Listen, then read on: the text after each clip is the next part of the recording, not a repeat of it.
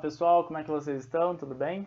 Bom, pessoal, já que nós encerramos, propriamente dito, história da Era Vargas, nós vamos elencar alguns temas para trabalhar na Era Vargas, que são muitos, tá, galera? A gente não vai nem conseguir tratar todos, mas eu vou tratar com vocês sobre trabalho, sobre tecnologia de informação e comunicação usada em regimes autoritários, né, como a rádio, né, os jornais, censura. Vou tratar também sobre o autoritarismo especificamente, né? Vou falar hoje sobre as mulheres com vocês, tá bom? Pessoal, hoje eu quero só tratar sobre a questão da mulher na Era Vargas. As coisas mais importantes e relevantes sobre a mulher, então essa aula inclusive vai ser até curta. As coisas mais importantes e relevantes sobre a mulher são, no caso, o direito político, né? Que é inaugurado, não propriamente dito no governo Vargas, mas é ampliado no governo Vargas, tá? Então, em 1928, nós vamos ter uma Constituição que não proíbe o voto feminino. E algumas mulheres vão exigir o voto, vão pedir autorização. O problema é esse. Elas pediam autorização para votar, ok? Como não havia uma restrição, as mulheres começam a exigir, algumas mulheres, inclusive, no Nordeste, né, algumas mulheres letradas, né, que entendiam a importância do voto, começam a votar, começam a exigir a votação, em 1928 já. Em 32, galera, Vargas, por um decreto, ele concede o voto às mulheres, tá? Em 34, ele vai, então é oficial em 32, e em 34 ele coloca na Constituição de 34. Não se esqueçam que temos em 32 uma revolução constitucionalista, onde vai exigir uma nova Constituição, e Vargas vai encher o saco da galera, quer dizer, a galera vai encher o saco do Vargas, a revolução de 32 em São Paulo, para que havesse uma nova Constituição, ok? Fredinha, fica quietinha, querida. Ó, gente, minha cachorrinha tá aqui quietinha, ó. Tá aqui do meu lado. Ai, peraí, não vou conseguir mostrar. Peraí. Olha ela aqui. Tá em cima da mesa, gente. Não sabe se é cachorro, se é gato. Isso daqui é uma coisa louca. Bom, colocando de volta aqui. Fica quietinha aí, filha, pra você prestar atenção na aula. Tô falando sobre você aqui, sobre as mulheres. Bom, então, galera, em 34 nós vamos ter a oficialização em uma Constituição criada por Vargas, tá? E aqui no texto está escrito assim, ó, o texto da Constituição de 34, o alistamento e o voto feminino, o alistamento e o voto são obrigatórios para os homens e para as mulheres, quando essas, olha lá, exerçam função pública remunerada, sob as sanções e salvas essas exceções que a lei determinar. Então, apesar da amplificação, a mulher em 34 ela tinha que ter função pública e ser remunerada, saca? Então ela tem que trabalhar no serviço público. Essa é uma limitação para as mulheres, enquanto que os homens não tinham essa limitação. Eu quero tratar algumas coisas antes, né? Como era tão limitado a vida da mulher, a vida política da mulher, os direitos políticos da mulher no Brasil. Em 1916, tem um Código Civil, com relação à mulher, o Código Civil de 1916 esbanjou em discriminações, tratando-a como um ser inferior, relativamente incapaz, necessitada de proteção, orientação e a aprovação masculina. Para dar uma ideia, eis algumas afirmações originais do Código que hoje parecem piada sem graça, machista e preconceituosa. O livro que eu estou embasando, galera, é uma coleção, na verdade. Uma parte é escrito e organizado por Mari Del Priore, tá? Nesse livro aqui. Beleza? História das Mulheres do Brasil. Fantástico livro, tá? Um catatauzão, tem muito artigo bacana aqui, né? Que é um compilado de artigo. Então tem a Eva Tupinambá, a arte da sedução, Magia e Medicina na Colônia, o Corpo Feminino, Erotismo, Mulheres na Minas Gerais, Materna, pra gente de Minas, olha aí, Maternidade Negada, Mulher, a Família Burguesa, Mulheres do Sertão Nordestino, Mulheres do Sul, Psiquiatria e Feminilidade, Mulheres Pobres e Violência no Brasil Urbano, Escritoras, Escrituras, Mulheres na Sala de Aula, Freiras no Brasil, Ser Mulher, Mãe, Pobre, de Colona a Boia Fria, olha isso. Trabalho feminino e sexualidade, mulheres nos anos dourados, movimentos dos trabalhadores na sociedade brasileira, mulheres, né? E aí tem uma gama de autoras. Uma delas é a Carla Pinsky, que vai organizar este outro livro aqui, que eu estou mostrando para vocês, que vai falar mais questões políticas, tá? Que é a Nova História da Mulher no Brasil. É também da mesma editora Contexto, e ela vai falar sobre um monte de coisa, um monte de questões da mulher também, como, por exemplo, deixa eu dar uma instigada aí em vocês, a honra e a discriminação das famílias, trabalho, escola, lazer, espaço feminino no mercado produtivo, mulheres que vêm, mulheres que vão, participação política no debate público brasileiro, a conquista do espaço público, corpo, prazer e trabalho, trilha legislativa da mulher, mulheres educadas e educação de mulheres. Esse é fantástico, é maravilhoso, é escrito por Fulvia Rosenberg. A era dos modelos flexíveis, a era dos modelos rígidos, todos escritos pela Carla Pinsky, que é a organizadora desse outro livro que eu mostrei para vocês, ok? Protagonismo ignorado, né? As mulheres que são ignoradas, depoimento de uma militante, mulheres que são militantes da política, da sociedade, dos direitos da mulher. Bom, então é nesses dois livros que eu estou baseando nossa aula de hoje, tá, galera? Que deu um trabalhinho para achar. Tem algumas questões no livro da Lilian Schwartz sobre o autoritarismo, que é muito bom também, que eu já mostrei para vocês. Mas esses são específicos, não? São mulheres escrevendo sobre mulheres. Então é muito bacana, ainda mais ler uma mulher no local de fala, né? Então olha lá, quais são as afirmações do Código Civil de 1916, anterior ao 34, anterior ao 32, que vão aumentar o poder político da mulher. Então o de 16 vai diminuir, tá? Então olha lá, plena Primeira Guerra Mundial. No casamento, a mulher, ao assumir o sobrenome do marido, assume a condição de sua companheira, consorte e auxiliar nos encargos da família, enquanto o marido é o chefe da sociedade conjugal. Estava escrito isso no Código Civil, mano, de 16, olha isso. O representante da família, o administrador dos bens comuns e dos particulares da mulher... e o único com direito a fixar e mudar o domicílio da família. Ô, louco!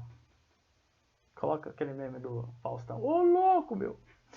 B. O casamento pode ser anulado caso haja erro essencial sobre a pessoa do outro cônjuge. Entre esses erros está o defloramento da mulher anterior ao casamento e ignorado pelo marido. Ou seja, o cara casou e a mulher não era virgem, ele pode anular o casamento. Isso, galera, leis são baseadas em costumes sociais, tá? E esses costumes não acabam a partir do momento que acaba uma lei.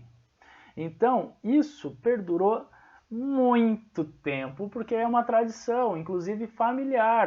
Se eu sou um pai babaca, igual nesse texto aqui está dizendo que eu sou, eu passo isso para o meu filho, até que ser questionado, até que tudo seja questionado. Então isso foi muito tempo. E eu lembro da minha mãe contar que era importante casar virgem, porque o casamento poderia ser anulado. Olha a loucura! E minha mãe tá com 67 anos agora, vai fazer 68, e ela casou 30 e poucos anos atrás, casou numa época dessas. Olha onde isso era ainda uma questão tradicional. Bom, continuando. Ou seja, o fato de a mulher não ter chegado virgem ao matrimônio. Safadinho. C. Olha que loucura essa daqui também. As mulheres casadas são relativamente incapazes. Está escrito isso, galera. Está escrito isso. Relativamente incapaz. Portanto, caso queiram exercer uma profissão, necessitam da autorização do marido. Essa autorização do marido pode ser geral ou especial, mas deve constar de instrumento público ou particular previamente autenticado. Por outro lado, o homem tem a obrigação de prover a manutenção da família, salvo se o regime do casamento for de separação de bens. Aí a mulher também é obrigada a contribuir para as despesas do casal. Nesse regime, cada cônjuge administra seus bens. D. A mulher não pode, olha isso, é imperativo categórico, não pode, sem autorização do marido, além de outros atos, vender, aceitar ou rejeitar herança, dar seus imóveis particulares com garantia de dívidas, aceitar ser tutora, curadora ou qualquer cargo público que ela venha exercer. E a mulher só pode entrar em alguma ação na justiça, a mulher só pode entrar com uma ação na justiça sem autorização do marido quando essa ação for contra o próprio marido. Loucura! Com relação aos menores, o homem tem um privilégio. Está escrito isso. Eu vou até sublinhar esse negócio aqui para vocês verem. Olha essa palavrinha aqui. Aqui, ó, eu coloquei dentro de uma caixinha para vocês verem. Vamos ver se eu consigo mostrar. Olha lá, ó. Privilégio. Aqui, ó. Privilégio. Está escrito isso. De decidir sobre eles e sobre seus atos. É quem concede a emancipação ou consente o casamento. A mulher só tem, por lei, voz e voto caso o pai esteja morto ou ausente. Ou seja, tem homem na família, ferrou para a mulher. O argumento é que na mulher a emoção predomina sobre a razão, tendo o homem mais discernimento para avaliar o que é melhor para o filho. Gente, desculpa meninas por terem lido isso, é a realidade brasileira, tá? Em 1916 isso aconteceu. É uma loucura. Galera, só para vocês terem uma noção, a lei de divórcio, onde a mulher ela pode entrar com o divórcio, com permissão de divórcio, foi em 1977, na Lei Falcão, que era um conjunto de leis modernizantes aí. Cara, que loucura, não é? Não é uma loucura isso daí? É uma loucura, velho. A mulher, galera, então, ela passou de uma relativa inferioridade, tá? Para, em 30, ou seja, 14 anos depois, ela poder votar, beleza? Em 30, em 28 já não era mais proibido, não estava escrito isso em lei, mas poucas mulheres votavam, obviamente, temos poucos registros, temos 5, 6. Depois, 32, a mulher, vota, pode votar por um decreto presidencial. E aí, em 34, ela entra oficial, exceto, mas tem uma restrição, ela tem que ser funcionária pública, tá? Mas entre 28, no caso, 30, 32, por aí, quais são os critérios para a mulher votar? Porque ela podia, mas tem critérios. E olha, que critério bosta, baseando em muita coisa ruim aqui. Então, olha só podia votar se tivesse emprego, inclusive 34 depois continua essa ideia. Só podia votar com autorização do marido ou do pai. Olha que loucura, tá? Então a mulher ia votar, galera, entre esse período até a oficialização dela como votante em 34, ela só podia votar com autorização do pai ou do marido, tá? E outra coisa, só podia votar quem fosse escolarizada. A mulher ainda tinha que comprovar sua escolarização. A mulher, a todo momento, o pessoal está tendo que comprovar as suas qualidades para essa sociedade tocada por homens, tá? Então é muito, muito, muito importante vocês perceberem essas questões sobre a mulher. Então depois a gente vai ter, galera, eu até sublinhei aqui para vocês a questão trabalhista da mulher, tá? Que é muito importante, porque no governo Vargas a gente vai ter a modificação do Código do Trabalho. E aí as mulheres vão exercer... Cadê? Aqui, ó. Vão exercer atividades, e essa Constituição, a CLT, né, o Código de Leis Trabalhistas, vai incluir as mulheres, mas vai deixar algumas lacunas, mas vai melhorar muito. Então, temos aqui, ó, para compreender a legislação trabalhista brasileira, precisamos voltar à chamada Era Vargas, o período em que Vargas foi presidente da República, quando essa legislação sofreu grandes mudanças, tá? E aí ele vai falar da Justiça do Trabalho. Ele vai colocar, o Vargas vai homologar o salário mínimo, tá? Semana do trabalho com 48 horas, a carteira profissional, carteira de trabalho, as férias remuneradas, tá? Formou comissão de consideração da legislação trabalhista esparsa, consideração, beleza? Agora vamos às mulheres. Cadê? Eu sublinhei isso daqui.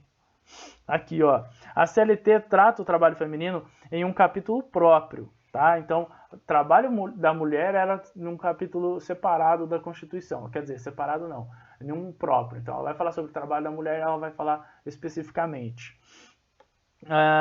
Que estabelece a proteção do trabalho da mulher, tá? Duração, condições de trabalho e da discriminação contra ela. Então, temos na CLT um avanço dos direitos sociais da mulher, né? É social, porque é trabalho, beleza? Todos os direitos sociais é educação, trabalho, é lazer, né? Esse tipo de coisa. E aí a mulher vai ter uma consolidação. Então, mulheres que eram destratadas, discriminadas no trabalho, ela podia processar a empresa graças à CLT. É uma modernização mais acompanhada de uma legislação europeia, tá, galera? Então, muito importante aí.